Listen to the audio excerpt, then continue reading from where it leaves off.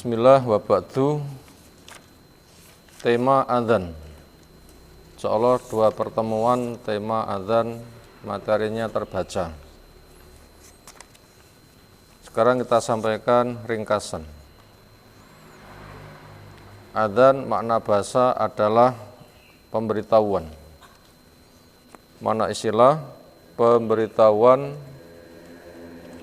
datangnya waktu sholat sekaligus mengundangnya disampaikan dengan lafadz khusus. Adapun hukum adzan wajib dan tanda sebuah negeri, dekatan negeri Islam apa? Berkumandang adzan. Berarti sebuah kaum dikatakan kaum Islam bila mereka menegakkan sholat dengan mengumandangkan adzan. Fadilah dari muadzin. Pertama, lahirnya panjang. Di antara makna lahir panjang adalah apa?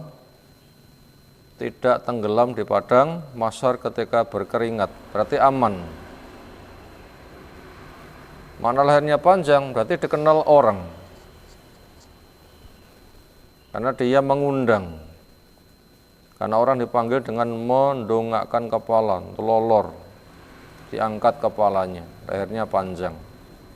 Fungsinya untuk menjadi saksi kebaikan. Maka bahagialah buat muadzin, karena dia aman disaksikan kebaikan. Apa gajinya muadzin? Aman di padang mahsyar, terus disaksikan sebagai orang baik. Nah, makanya berpikir masa depan. Adapun sifat adzan sebagaimana yang sudah kita kenal, itu sudah masyhur. Demikian juga iqamahnya, itu sudah masyhur. Adzan genap, iqamah ganjil. Yang sering terjadi perbedaan adalah takbir terakhir. Ada yang mengatakan Allahu Akbar, la ilaha illallah. Maka memperhatikan dari bab berikutnya, jam'ul muadzin, menggabungkannya muadzin, dua takbir, Allahu Akbar, Allahu Akbar, itu menunjukkan dua itu dianggap satu. Makanya ketika iqamah dengan tetap Allahu Akbar, la ilaha illallah. Itu sesuai dengan yang diajarkan peristiwa yang dialami oleh Abdullah bin Zaid bin Abdi Rabbi di dalam mimpinya. Iqamahnya berbunyi sama, yaitu ganjil. Sejak Allahu Akbar, asyhadu an la ilaha illallah, terus terakhir adalah Allahu Akbar, la ilaha illallah. Takbirnya dibaca gandeng, gabung. Allahu Akbar, bukan Allahu Akbar, bukan. Tapi apa? Allahu Akbar. Yang menjawab juga begitu. Kemudian disuka untuk diadakan tarjih, pengulangan. Yang mengulang muadzin. Setelah muadzin berucap Allahu Akbar, Allahu Akbar, Allahu Akbar, Allahu Akbar. Berikutnya dua kalimat syahadat ia baca lirih. Asyhadu an la ilaha illallah, asyhadu an la ilaha illallah, asyhadu anna Muhammadar Rasulullah, asyhadu anna Muhammadar Rasulullah. Ya ulang keras. Asyhadu an la ilaha illallah, asyhadu an la ilaha illallah, asyhadu anna Muhammadar Rasulullah, asyhadu anna Muhammadar Rasulullah. Itu namanya apa? Namanya tarjih. Berikutnya taswib ucapan as-salatu khairum minan naum. Dikatakan pada adzan pertama. Kata Amir al-Sun'ani menukil dari Ibnu Ruslan itu di adzan malam untuk subuh sekitar jam 3-an. Menurut fatwa Syekh bin Baz nomor berapa kemarin? Jilid 10 halaman 341 sampai 344. Di mana letak as-sholatu khairum minan naum? Sudah masuk subuh di adzan pertama, berarti bukan qomat. Ini yang paling masyhur. Berikutnya, hikmah untuk subuh didahului adzan pertama. Ini khusus untuk subuh.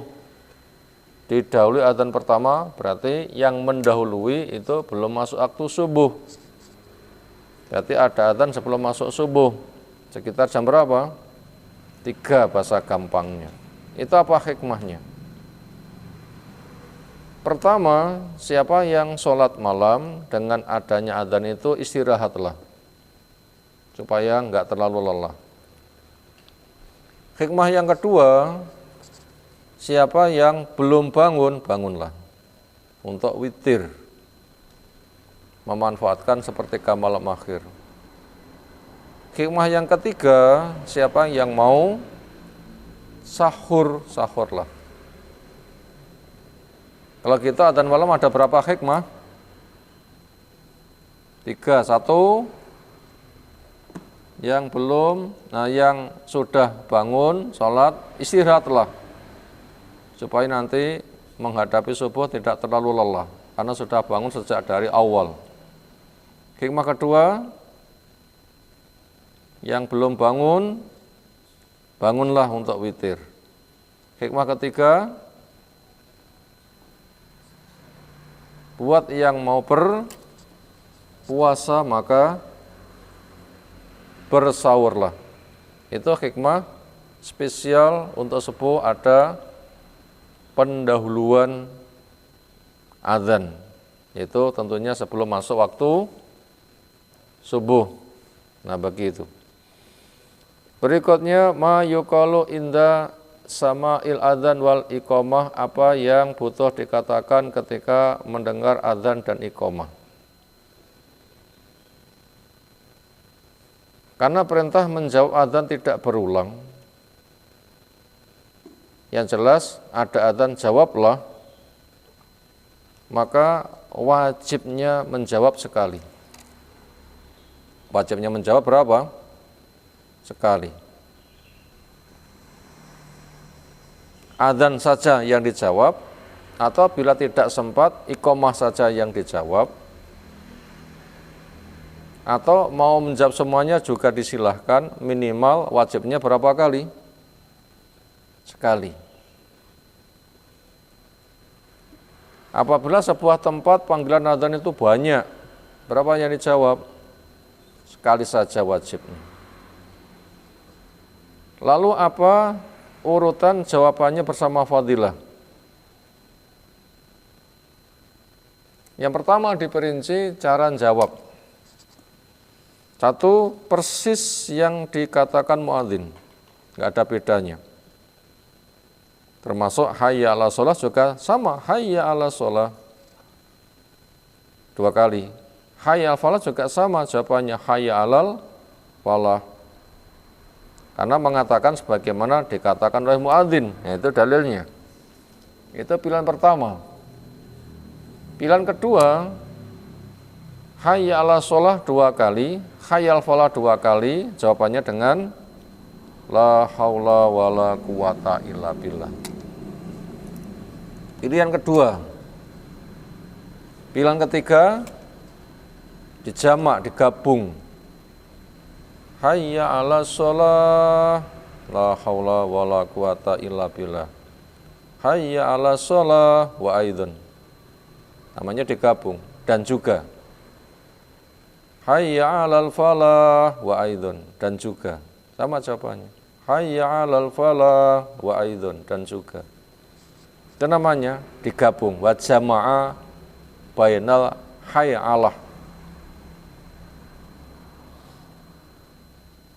Itu ada 3 macam jawaban. Pertama, persis sebagaimana ucapan muadzin. Yang kedua, hayya 'ala shalah, hayya 'ala falah, masing-masing dua dijawab dengan la haula wala quwata illa billah. Sejumlah itu berarti 4. Lalu yang ketiga, jawaban hayya 'ala shalah, hayya falah dengan la haula wala quwata illa billah dengan cara digabung. Berarti yang pertama mengatakan la haula wala quwata illa billah, berikutnya tinggal mengucapkan apa? Wa aidun. Sedemikian juga semisal muadzin mengatakan asyhadu alla ilaha illallah, itu yang menjawab boleh dengan wa ana. Ada yang ngantuk enggak? Enggak ada. Asyhadu alla ilaha illallah boleh dijawab dengan wa ana. Apa wa ana? Dan saya. Asyhadu anna Muhammadar Rasulullah dijawab wa ana, boleh. Sahih Bukhari, Muawiyah mengatakan begitu. Pilih nanti. Lengkap atau wa ana? Ya lihat kondisi. Bila kondisi sedang berbuka sambil menikmati hidangan berbuka, supaya nanti enggak keselak, ngomong karo makan keselak enggak? Berpotensi. Katakan wa ana, itu kemudahan. Tapi apabila tidak, jawab sempurna. Kenapa?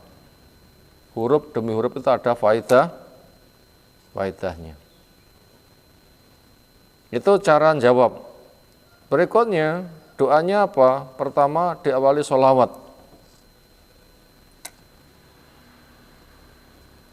Sholawat ada 2 macam. Satu, sholawat lengkap, sebagaimana sholawat Ibrahimiyah di dalam sholat. Gimana sholawatnya? Allahumma sholli ala Muhammad wa ala ali Muhammad kama sholaita ala Ibrahim wa ala ali Ibrahim innaka hamidum majid. Barik ala Muhammad wa ala ali Muhammad kama barakta ala Ibrahim wa ala ali Ibrahim innaka hamidum majid.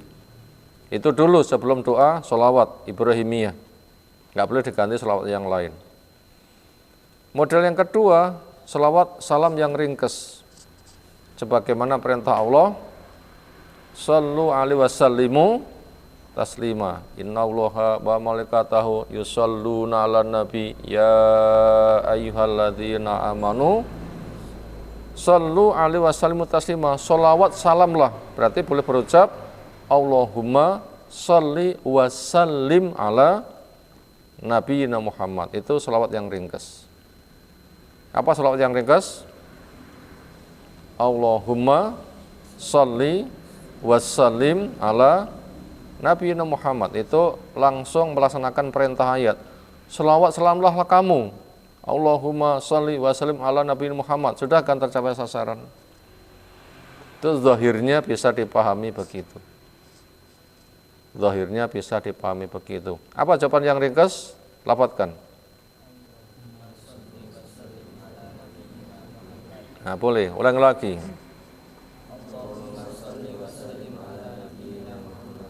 Yang ringkas itu atau sholawat Ibrahimiyah sebagaimana pada sholat. Wallahu a'lam. Setelah itu baru berdoa, Allahumma robba hadhi da'wati tammah. Ya Allah yang memiliki panggilan sempurna ini. Wassalatil qaimah, salat yang kokoh tegak ini. Ati Muhammadanil wasilata wal fadilah. Berilah kepada Nabi Muhammad wasilah, sarana, wal fadilah, keutamaan, yaitu akan sujud di sebuah tempat namanya wasilah untuk minta syafaat kepada Allah setelah Nabi kita memuji-muji kepada Allah. Dikatakan angkat kepalamu, mintalah diberi, mengadulah akan ditanggapi. Sehingga Nabi nanti akan mengatakan, Nabi maknanya, ya Allah umatku, umatku, selesaikan mereka. Nah, semoga nama kita nanti dipanggil, Fulan bin Fulan, silakan kamu masuk surga. Itu namanya mendapatkan wasilah, mendapatkan syafaat. Mendapatkan apa? Syafaat. Makanya pengen nggak nanti namanya dipanggil? Fulan bin Fulan silahkan kamu masuk surga. Mau enggak? Nah, lek mau syaratnya apa? Lek ene adzan dijawab. Pakai lisan atau pakai batin? Harus bergerak-gerak. Mata harokat bihi syafatahu, gerak-gerak. Ojo tiba. Saya sering memperhatikan, kok enggak enak lambe sing ngubah. Itu harus apa? Bergerak-gerak. Ya dipaten enggak dinilai. Walaupun Allah tahu. Telafatkan. Nanti mendapatkan syafaat. Kemudian adab-adab buat muadzin. Berkaitan masalah doa tadi sesudah adzan, maka di sana ada sholat qobliyah. Semua ada qobliyahnya. Mengikuti dalil umum antara adzan dan qomat ada sholat. Zuhur qobliyah ditekankan. Asar qobliyah tidak ditekankan. Maghrib qobliyah tidak ditekankan. Isya qobliyah tidak ditekankan. Subuh qobliyah sangat ditekankan. Yang ditekankan adalah zuhur dan subuh. Subuh ekstra ditekankan. Makanya sholat di antara dua adzan. Perbanyak doa. Kenapa? Mustajab. Makanya merasalah kehilangan. Ya Allah, ini kan kemusyawaratan mustajab. Mas saya belum saya berdoa. Maka yang bagus sebelum adzan itu sudah siap. Begitu ada adzan dijawab. Selesai adzan, qobliyah. Setelah itu memperbanyak doa. Kenapa? Mustajab. Dan itu sehari semalam kita dapat kesempatan 5 kali. Gunakan sebaik-baiknya. Jangan sampai enggak menjawab adzan. Jangan sampai ketinggalan jawab adzan. Berikutnya adab buat muadzin. 1. Adzannya digunakan untuk mencari wajah Allah, tidak untuk cari upah. Artinya Allah berwajah, ingin memandang kepada wajah Allah, dan nikmat surga yang paling indah memandang wajah Allah. Wajah Allah enggak sama dengan wajah makhluk. Wajah makhluk ciptaan sesuai kadarnya, wajah Allah sesuai dengan keagungan, itu pemandangan yang paling indah. Makanya beramal saleh untuk mencari wajah Allah. Yang kedua, memiliki kesucian. Bila khatasnya kecil punya wudu, bila khatasnya besar punya mandi. Diupayakan muadzin punya wudu. Ojo nganti adzan karo ngentut, buanter pisan. Suaranya menggaung, Allahu Akbar, Allahu Akbar. Oh, apa kayak? Adabnya punya apa? Punya wudu. Nah begitu. Lalu yang ketiga, menghadap kiblat.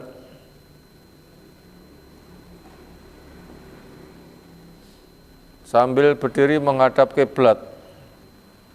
Yang keempat, ketika hayya ala sholah, kepala noleh kanan. Langsung mulai begini, noleh. Selesai, menghadap lurus. Hayya ala sholah, noleh lagi. Lalu lurus, hayya falah, noleh ngiri. Lalu lurus, hayya falah, noleh lagi ngiri. Sudah diterapkan? Nah, diterapkan. Sunnahnya begitu. Kalau tidak ada pengeras suara, hikmahnya suara menyebar. Kalau ada pengeras suara, tetap mendapatkan kesunahan. Lalu yang kelima adabnya, jari telunjuk masuk di telinga. Hikmahnya suaranya tambah bauanter. Adzan itu yang slow atau yang bauanter? Jangan slow, nanti malah sing rungokne turu. Hayya ala sholah, siut. Nah, yang tegas adzan itu. Itu hikmahnya dengan masukkan telinga, jari ke telinga tambah keras. Yang keenam, memang begitulah untuk dikeraskan, makanya adanya pengeras suara. Itu adalah hak dan kita dimudahkan, nggak ada yang terganggu dengan suara adzan, nggak ada yang terganggu dengan suara adzan, dan mereka-mereka yang mendengar akan menjadi saksi. Berikutnya, berapa jarak antara adzan dan iqamah? Jawabnya, nggak ada ketetapan waktu. Yang ada adalah kepastian masuk waktu, ada undangan, dan orang ketika bersiap waktunya cukup. Berapa menit kira-kira? Apabila orang itu punya kamar mandi sendiri, kira-kira 1/4 jam selesai. Pokok nanti nggak harus ngantuk, engko BAB karo ngantuk, senden ngono harus ngantuk ya. Sak jam ya nggak mari-mari. Maka yang paling bagus sebelum adzan sudah siap, sehingga nanti sempurna itu waktu yang luar biasa. Andaikan itu 15 menit, 20 menit cukup. Karena di sana juga butuh wudhu, butuh sholat qobliyah, bahkan untuk zuhur qobliyahnya malam 4, itu andaikan 20-an menit itu cukup. Artinya 20 menit dari mana? Dari orang mencoba untuk memaksimalkan waktu. Antara membersihkan badan, wudhu, sholat, itu 20 menit adalah termasuk itu cukup. Itu supaya ada waktu yang cukup. Kemudian berikutnya, bila adzan sudah berkumandang, orang di masjid ada adzan ternyata malah pergi. Ini termasuk perbuatan yang sangat dibenci, dilarang. Apa ada? Nggak ada adzan, duduk di masjid, ada adzan malah pergi, seolah adzan itu mengusir. Ada? Nggak ada. Nggak boleh itu.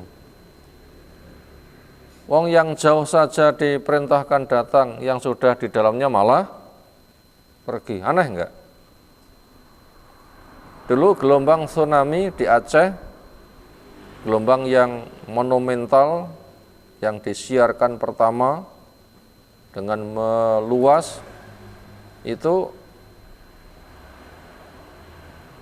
perkampungan rata, hancur. Ternyata ada yang masih bertengger kokoh apa? Masjid.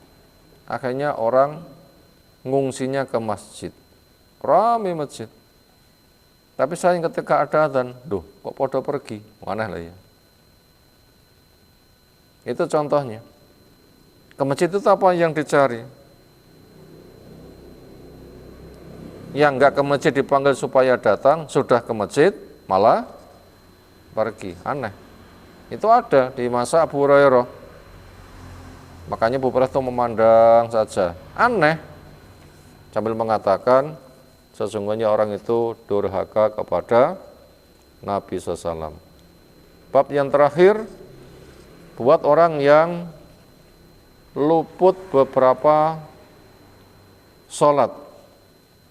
Karena pernah terjadi Nabi SAW ketika mengepung benteng Bani Quraidah pada perang Khandaq tahun 5. Karena khianat, dikepung, zuhur belum selesai, asar belum selesai, maghrib belum selesai, isya awal belum selesai sampai larut. Maka nggak bisa meninggalkan karena ketatnya pengepungan. Maka dikala itu luput beberapa sholat. Sampai berapa? 4. Ketika telah selesai, diperintahkan kepada si Bilal. Bilal, adzanlah. Selesai, qomat untuk zuhur 4, qomat untuk asar 4, qomat untuk maghrib 3, qomat untuk isya 4. Berarti adzannya berapa kali? 1, qomatnya masing-masing. Itu walaupun sudah kehilangan waktu tetap adzan. Tapi dengan catatan tempat itu belum berkumandang adzan. Apabila tempat itu sudah berkumandang adzan, cuma satu tempat sing ketiduran atau kelalen, lalu apakah tempat yang ketiduran mengumandangkan adzan? Jawabnya tidak. Apa contohnya? Mungkinkah sebuah masjid ketiduran? Mungkin enggak? Sehingga enggak ada yang bangun untuk adzan, mungkin enggak? Mungkin. Apa contoh kasusnya? Kerja bakti di bulan Ramadan ngecor. Siang hari luwe, wis ngecore bengi ae. Selesai ngecor jam 2. Selesai ngecor, bape luwe sekalian makan.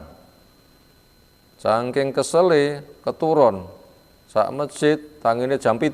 Mungkinkah? Dan masjid itu berada di perkampungan, sono-sono sudah adzan, cuma masjid itu tok yang keturun kabehnya apa? Semalaman ngecor. Begitu bangun jam 7, loh jam 7 gaugai. Butuh adzan enggak? Enggak usah. Kenapa? Sudah terjangkau wilayah sekitarnya. Cuma ketika sudah bangun sholat cukup qomat saja. Akan tetapi apabila itu rombongan musafir di tengah jalan yang nggak ada penduduk, di tengah hutan mungkin, yang menegakkan sholat ya grup musafir saja. Jam 3 perjalanan malamnya istirahat, mendekati subuh persiapan, ojo turu. Ternyata rakot ngempet ngantuke kawasel tauru, tangi-tangi jam 8. Begitu bangun, loh jam 8, adzan enggak? Adzan enggak? Iya. Kenapa? Wajib. Di tempat itu belum ada kumandang adzan. Itu pernah dijalani Nabi Shallallahu Alaihi Wasallam ketika safar. Diberitahu jangan tidur. Bilal mengatakan turu wis nggugai aku. Sepodo turu Bilal ketap-ketip. Aku melek dewi, sisi malih ngantuk. Ya keturuan pisan. Siapa pertama bangun? Umar. Apa tindakan Umar? Teriak. Karena nggak boleh membangunkan Nabi. Barangkali ketika sedang tidur, sedang turun wahyu. Apa teriakan Umar? Takbir. Allahu Akbar. Bismillah terkaki. Lal jeree nggugai. Apa jawabannya kira-kira? Baik. Pak Noye melu ngantuk. Kasusnya senada dengan itu. Akhirnya walaupun di luar waktu tetap adzan. Kenapa? Pertama wajib, yang kedua belum ada yang adzan di tempat itu. Untuk syarat-syarat sahnya sholat menjadi materi berikutnya. Istirahat, ulam suwab, alhamdulillah rabbil alamin. Assalamualaikum warahmatullahi wabarakatuh.